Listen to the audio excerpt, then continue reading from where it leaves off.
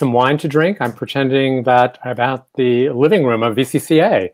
And because with readings, usually the fellows, they run up to Food Lion and they get some wine and they get some chips and stuff. And, we sit around the living room, and it's one of the most lovely traditions, I think, from VCCA. So everyone who's out there, welcome to our first virtual event in the Fireplace Series. And I'm really pleased that we have two amazing writers with us. I'm going to introduce them in a moment. And just a word about what we're doing here. We are trying to come to you in all kinds of different ways during this pandemic. We're closed for the time being. And I think that community is one of the most important things that I've gotten out of being a fellow and being a board member. And many of our writers had the unfortunate timing to have their books scheduled for this season when just about everything has been shut down. And we are trying to find ways to bring them to your attention and to engage with them. So we're going to listen to Christina Chiu and Julie Bloemeke, and we'll take questions in between each, and we should be done in about 30 minutes. And welcome. So really glad you're here. And Christina, welcome from the Catskills. Thank you, Steven. I just wanted to say thank you because I know you're the one who really initiated all of this, and thank you to VCCA too, because I'm like a 20-year veteran, and I love VCCA. It's like my second home. So thank you so much for doing this. I'm truly very grateful, and I'm really, really happy to be reading with Julie tonight. So we're going to be linked for life. For life. And thank you. And let me just add that the staff at VCCA, especially Kim Doty, has been just amazing. Sheila Pleasance, Kevin O'Halloran, as well as our fellow fellows and fellow board members. And you are going to be reading from your new novel, Beauty. And, when I read your bio, which I'm not going to go through the whole thing now, the part that really I remembered, in addition to all your credentials, was you are also a shoe designer. So can we see what you're wearing on your feet? I don't have my shoes on now because I'm upstairs in my bedroom, perched very carefully so I don't knock over my computer on the bed. But yeah, no, I'm a shoe designer. I'm a shoe designer basically because I was doing research for this novel, and I just fell in love with the process. And so now I do one of a kind. It's more, I consider it more visual art than shoe design, just because for me, it's really about the process, and it's about the materials. It's about just like working through all the issues of the materials and what I'm trying to put together. And so, yes, that's why. Great. And I have a new puppy who's running around, so I'm not sure if you're hearing him. I am. I apologize. But Christina, why don't I'll throw it over to you. Great. Perfect. Okay, so I'm going to read a section from Beauty, and it is a section that well, people always ask about the fashion, and they're interested about how and why I chose fashion. And it's really because I think that fashion gets a bad rap. There's so much to fashion that regular people do not understand. We don't understand designers like Alexander McQueen and how ahead of us they are in terms of our social development as human beings. They're just so advanced. So I learned this all when I was researching for this novel. And so I decided I would read a part that does involve some of the fashion. I worked my way through Ma's walk-in closet. Each dress is in its own plastic sleeve. Psychedelic Pucci prints, a pinkish brown shift dress, matching bluish top and bell-bottom pants. There's a red bohemian gown. The upper body's a simple bikini strap tank with a flower-like motif and organza appliques. The lower is a mix and match assortment of transparent dévoilés layered softly, like waves.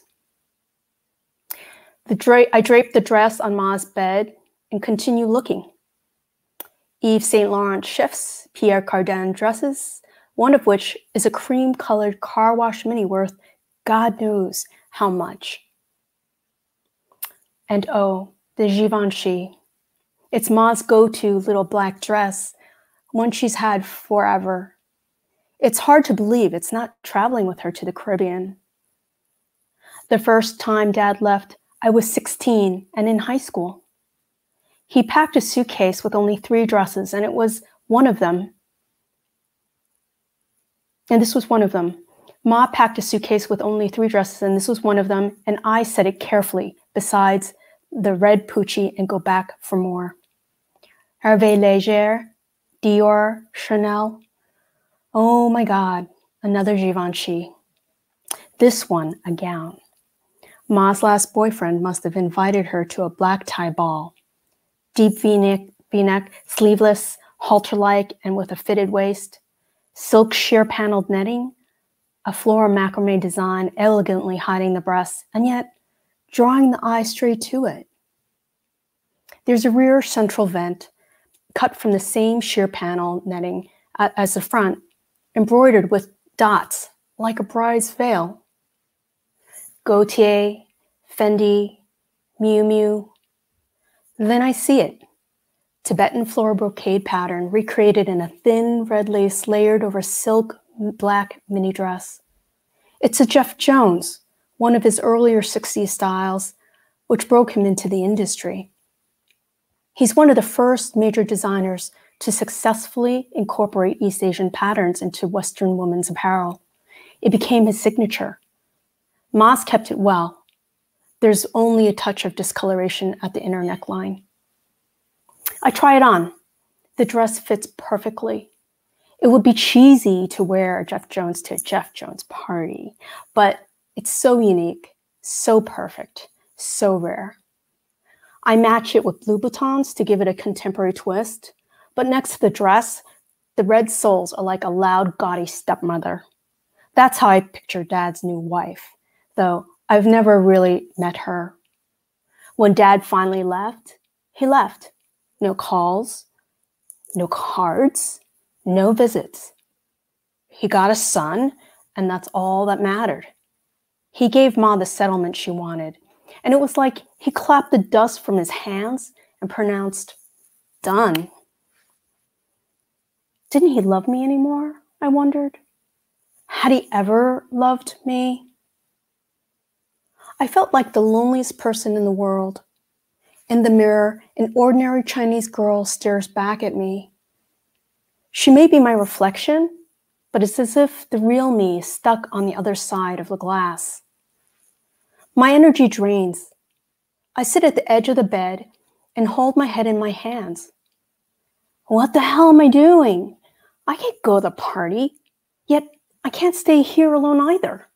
Somewhere out there, Rick is moving on. Why can't I? I've got Zach. It makes no sense. That person in the mirror, she's everything and nothing. I'm here and yet not here. Is this what it feels like to be dead? Maybe I'd be better off that way. Ma has sleeping pills in the bathroom cabinet. It's easy. It wouldn't hurt. All this could stop. Make it stop. Don't. My body shakes. The Zoloft, I grope for it in my purse, tap a pill from the bottle, swallow it. There. No alcohol tonight. I grab my purse and escape out the door. I'll stop there. Thank you, Christina. That was really beautiful and evocative. Thank you. I've got a couple of questions for you, if I may. Okay.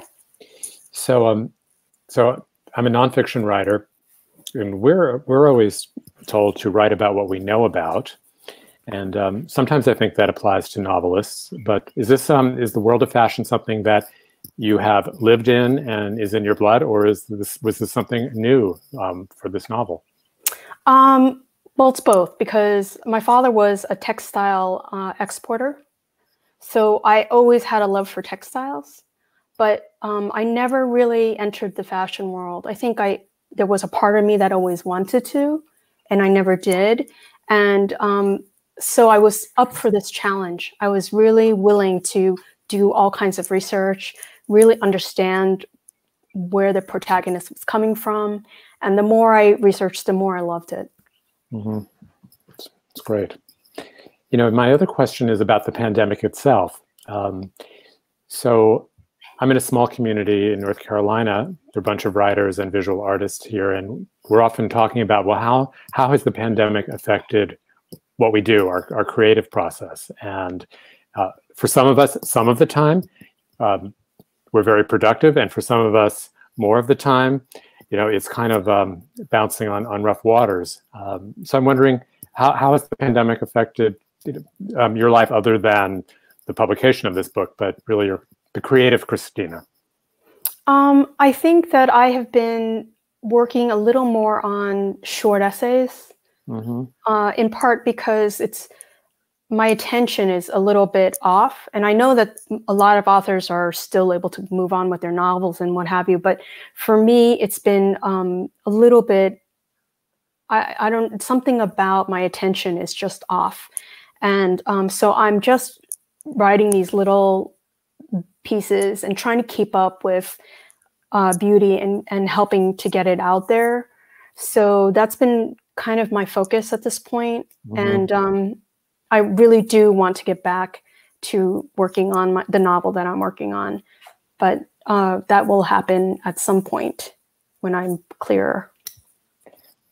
What can you tell us about the next novel, if anything? The next novel is a secret. Okay. Yeah, thanks. because I don't want to jinx myself. We're all fellows here. Well, yeah, I mean, I understand. I have a memoir too that I'm trying to finish up. And I've been working on the memoir a lot when I'm at VCCA. So I'm trying to finish that up and start this other novel. Right. And where can we buy your book? Bookshop, and also online. You can buy it from the Blacks. Bookshop. Bookshop's probably the best. And yeah, that's where I would go. Great. Well, thank you, Christina. Thank you. Stand by, and we're going to shift over to Julie.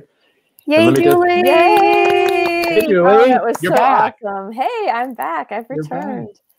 Julie Bloemeke.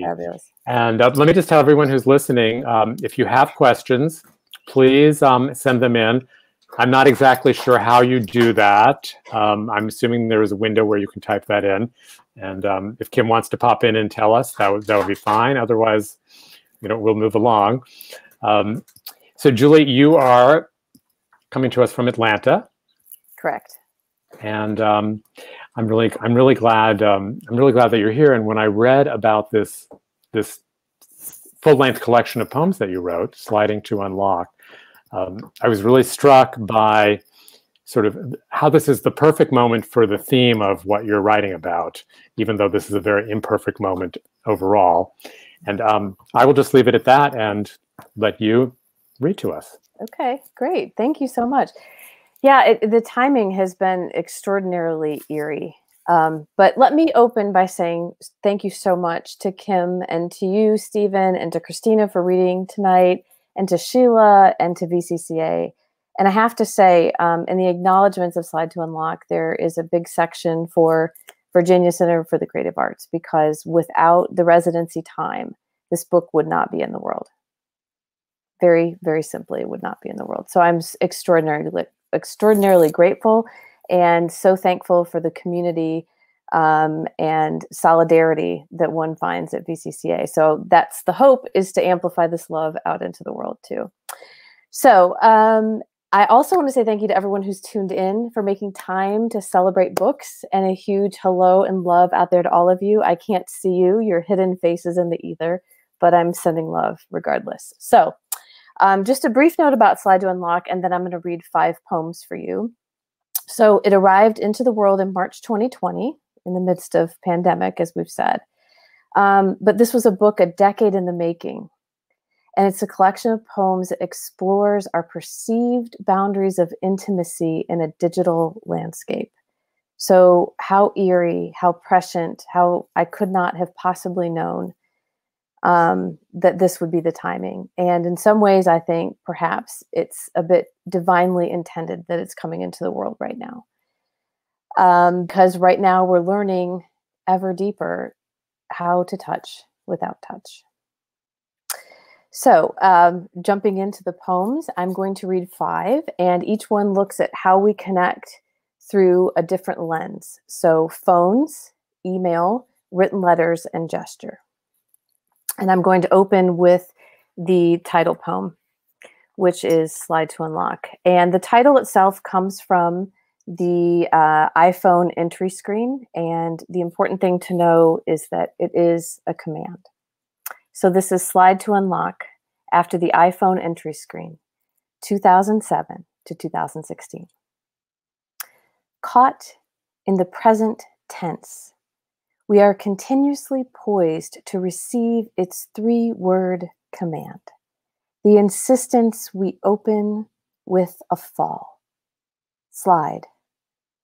Involuntary, we unknowingly slip into habit, press our print from left to right, unaware of what uninvited light will bow our heads. When this trinity opens our bodies, we respond with our curious hands. We no longer read the words. A call expects an answer, a dark screen, a touch. We are undone by the promise of resolution, temptation. Once, we could depend on the corded spiral of miles, delay ourselves with the orbit of finger wheel, change the exchange with a switch hook. We could even leave the rotary to ring, unheard in the absence. Then we housed it for distance, carving an alcove into the wall. Hold the line, we said. Now we are keyed constant, pocketing names, waking to flashes, feeling through the dark before we open our eyes, our cells carrying the call of possible. There is no signal to prepare us for the arrival of that unresolved name, its bright trick of letters. It arrives after decades of silence, the demand for an answer so pressing, it stings a vibration, its invisible stigmata left in our unsuspecting palms, an irrevocable consequence of reach out and touch someone.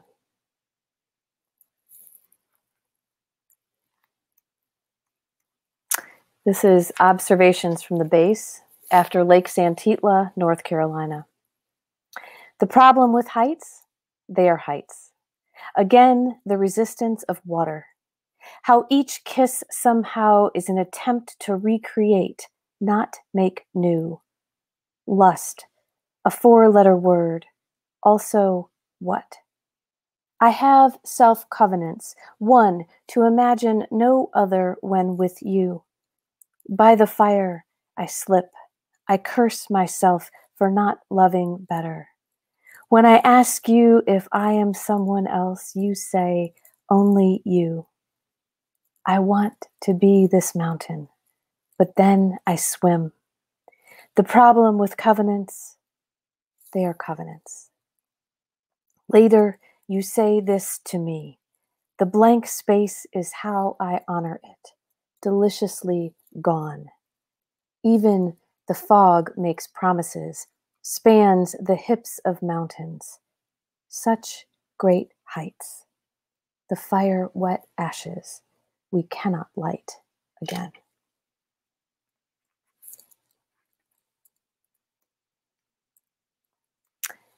This is Electric Mail, and this was the first poem that was published from Slide to Unlock, so a shout out to Bridge 8. Electric Mail. You chime in, shock me back from work, and I am sudden, swift shot, crown to toe electric in you, ravenous to read. Your name presses from pixels, a promise of no more silence. I trace your bends and twists, letters that stand up in your name. Remember the 17 years I searched, my fingers curving over the imprint of your initials, your spell. And now you rise over my screen. Come back to me. It would have been too much to visit with my body, call with my voice, send my cursive to your door. But now I can read your words, arced at last for me, savor the scatter of your type without the loops and dips of your written. I cannot press your stationery to my face, see the smudges you erased on the page, breathe the scent of you lingering in the lines. I cannot pocket you as before, make an altar of the few things your hands once made for me. We have wires to protect us now. You are an ocean away.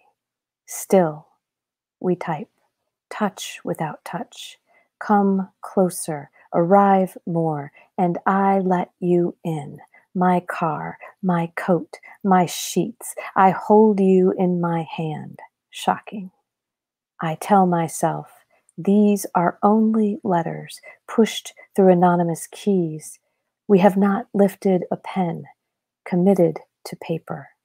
But already we are in my deepest vacant room. I take you to the bed I never left. We fall together, insisting there is safety in letters. As we write more, seal ourselves furiously into what we already know. And two more. And this is for my Ohio folks that are listening in. Switching off at Cedar Point. Years later, after hearing of your divorce, her infidelity, I remember another time. The four of us, my husband, your wife, would switch children, hip jiggle babies, so the other could ride, so we all could take a turn to throw our hands to sky and scream legitimately all the way down. We did this over and over, laughing ourselves to younger, such pink spun release. And well after dark, just before closing, in the shuffle of strollers and lines, you and I are alone on a crowded shuttle. Without a word, you rest your heavy head in my lap, face away, and whether from exhaustion or want, I allow myself one last pleasure, to run my fingers through the thick question of your hair. You slide one arm beneath my knees, the other over the top, press back to me as if to keep from falling or screaming. And when we stopped, they were waiting. The man, the woman, the sticky, sleeping children, all the beautiful ones we'd once said yes to. And I will end with the hang up after Bird Lake, Michigan. 1. Bared together, our feet touch under lake shallows. We hold each other from the inevitable, the last time. You made me promise to be silent. I made you promise to meet here, our bodies back to water, place where we began. Part of me has already left. Neither of us can stay. There is a plane ticketed, your name already on a seat. There is a letter signed. It says, I am theirs. Geography has done our dirty work. 2. Us. How we believed in romantic endings, the cinema swell of happiness, and now we cannot even allow the words, the tongues that could keep us. It's true. If I heard your voice, I would follow it. And still, I break it all. The blue paper, a gift from you, written words, my pocket to yours, a potential breach of our promise. You take my face in your hands. The longer we hold, the more there is. The salt of our bodies, our press into each other, the sweat and slip, the tears and wet as you shake against my skin as I buckle into yours. We are loud against the past, the way we sunned ourselves in love's heat on the dock, now pointing beyond us. How we hold to each other, wanting to shatter the impossible onslaught of time. How we were broken without knowing how broken. The griefs of death and birth also affixed to our silence. 17 is too young, everyone said. And they were right. 3. And now the letter, my betrayal of words, all the things I wanted you to remember, sentences I hoped might lead you back or somewhere or to peace. I waited for your anger, but all that came was the shaking of your body. You were not used to unexpected gifts. We held tighter still, watching the sun fall, lashing itself against the inevitable waves. Somewhere, our parents are shouting our names into the night, dialing the phones anchored to the walls of our houses. They are trying to find us, but we hold to the lock of our bodies. I cannot remember how we let go.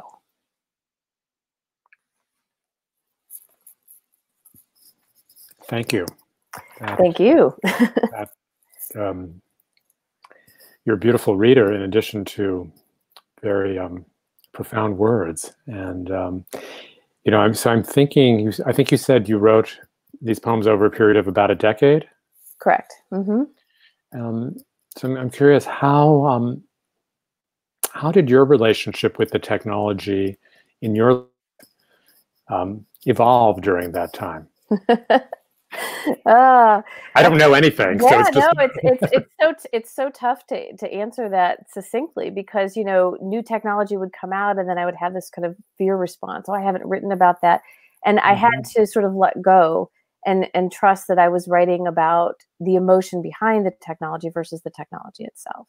But I will say that it used to be, I have that epigraph for the title poem that the Slide to Unlock was taken away from the iPhone entry screen in 2016. And of course, by that point, I was submitting the book. And I will never forget because my son called me and he was just devastated. And he's like, "Mom, are you sitting down?" Because the title had changed. And I said, you know what, though? Here's the thing. It's so integrated. And that's what fascinates me so much. This technology language is so integrated into how we interact and how we respond, our emotional response, that it doesn't matter anymore. So that was kind of a beautiful thing. It's the same with the word cellular, too. You just think about all the implications of that. Yeah. So I think that behind you is the cover of your book. Yes. But I can't really see it. So describe it to us. Yeah. Well, so I could, well. Or hold it up. Yeah, right. Here we go. So actually, the cover itself, and this is funny because I just happen to have this right here, came from a key fob. Oh, wow. Yeah. So, and Seth Pennington, who is an absolute design wizard at Sibling Rivalry Press, and I worked with, oh my goodness, I think probably over 200 different photographs for possibilities for the cover. And when he saw this particular fob, that was kind of what struck. And that's what became the cover. So, well, yeah, it's great. Thank you. Thank you so much. So I'm going to ask you where we can buy Slide to Unlock, and then I'm going to invite Christina to come back into the studio. Perfect. Yes. Okay. So copies can be purchased with Sibling Rivalry Press, or if you would like an autographed copy, you can also contact me via my website, and I will be happy to sign a copy and mail it to you. Wonderful. Yes.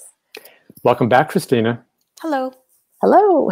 That was wonderful, Julie. Thank you so much.